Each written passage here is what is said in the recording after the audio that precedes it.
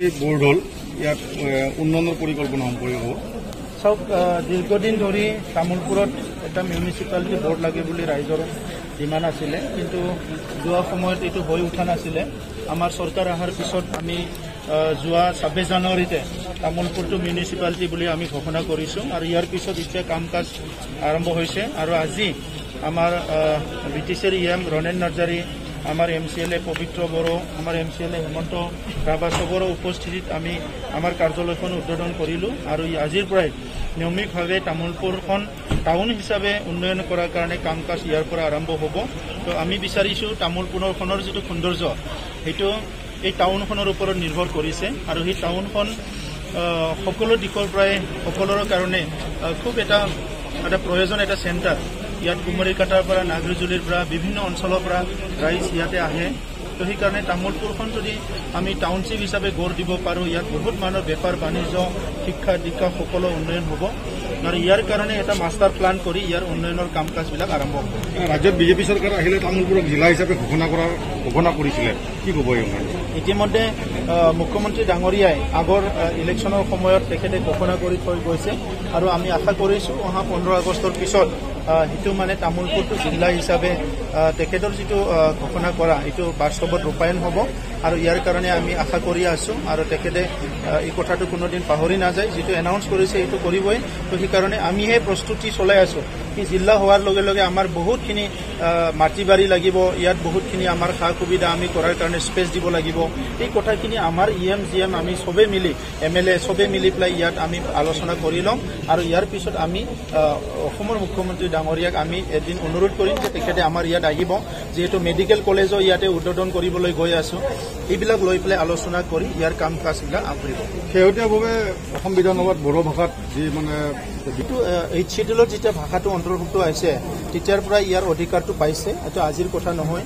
কিন্তু অসমত যিটো ষ্টেট এছ'চিয়েট অফিচিয়েল লেংগুৱেজ হিচাপে সেইটো ঘোষণা কৰা হৈছে, ইয়াৰ কাৰণে আজি এছেম্বলি বা বিভিন্ন অঞ্চলত এইটো চলিব লাগে। ইতিমধ্যে শপত গ্ৰহণবিলাক আমি বড়োতে কৰিছোঁ বহুতে, চ' সেইবিলাক আজি চলি আছে। গতিকে বড়ো ভাষা এইটো মৰ্যাদা পাব লাগে, ইয়াত কোনো দ্বিধাবোধ নাই।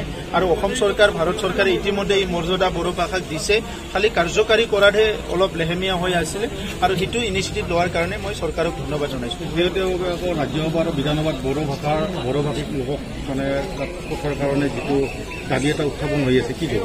সেইটো দাবী কৰিব লগা বুলি মই নাভাবোঁ, কাৰণ ৰাজ্যসভাত যে এজন বড়ো ব্যক্তি যাব লাগে সেইটো এটা সকলো বুজি পায়। এইটো ৰাজনৈতিকভাৱে এইটো সকলো বুজি এই কথাটো নুবুজা নহয়, আৰু এইটো আজিয়ে লাগে কালিয়ে লাগে বুলি কথা নাই। বড়ো মানুহ এজন ৰাজ্যসভাত থাকিব লাগে, বড়ো মানুহ এজন লোকসভাত থাকিব লাগে, বড়ো জনগোষ্ঠীৰ এছপিৰেশ্যনটো ফুলফিল হ'ব লাগে। এইটোতো আজিৰ কথা নহয়, 50 বছৰ আগৰ পৰা চলি আছে। গতিকে সেইটো নতুন দাবী কৰিব লগা এটা বিষয় বুলি মই নাভাবোঁ। আৰু অসমৰ মুখ্যমন্ত্ৰী ডাঙৰীয়া বা আমি যিবিলাক ৰাজনীতি কৰি আছোঁ এই কথাটো বুজি পাওঁ। কথাটো হৈছে কি যে আপুনি যিমানে ৰাজ্যসভা লওক, লোকসভা লওক, MLA লওক, মন্ত্ৰী লওক, যদি ব্যক্তিবিলাকে যদি কাম কৰিব নোৱাৰে, তাৰ যদি কোনো মিছন নাই, ভিজন নাই, তেনেহ'লে আপুনি 100 জন লৈও একো লাভ নাই। যদি কাম কৰিব পাৰে এজনো বহুত কাম কৰিব পাৰে। সেইকাৰণে আমি কামৰ প্ৰতি গুৰুত্ব দিব লাগে। এতিয়া MLA MP বনোৱাৰ কাৰণে 50-60 বছৰত আমি বহুত ভোট দিলোঁ, বহুত ইলেকশ্যন খেলিলোঁ, কিন্তু আজি যিটো উন্নয়ন লাগে সেই উন্নয়নটো আমি পোৱা নাই। সেইকাৰণে আজি অসমৰ মুখ্যমন্ত্ৰী নতুন ডাইনেমিক মুখ্যমন্ত্ৰী আহিছে, আৰু তেখেতে আজি 300 স্পীড পাৰ আৱাৰ গাড়ী চলাই আছে, চৰকাৰখন চলাই আছে। গতিকে এইখিনি সময়ত আমি যদি 30 কিলোমিটাৰ পাৰ আৱাৰ যদি গাড়ী চলাওঁ, MLA MP বিচাৰি থাকি আমাৰ কি হ'ব?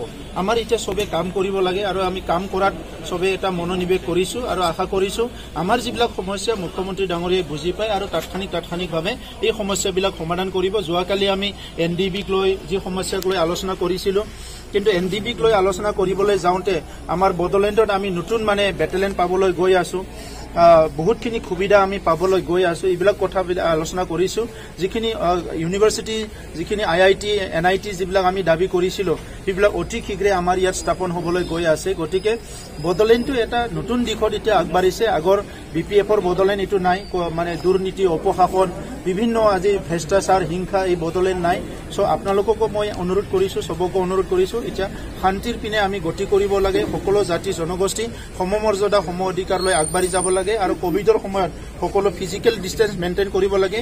এবাৰ কোভিড শেষ হ'বলৈ দিয়ক, তাৰপিছত আমাৰ কাম কাজবিলাক বহুত স্পীডত আগবাঢ়িব। Thank U.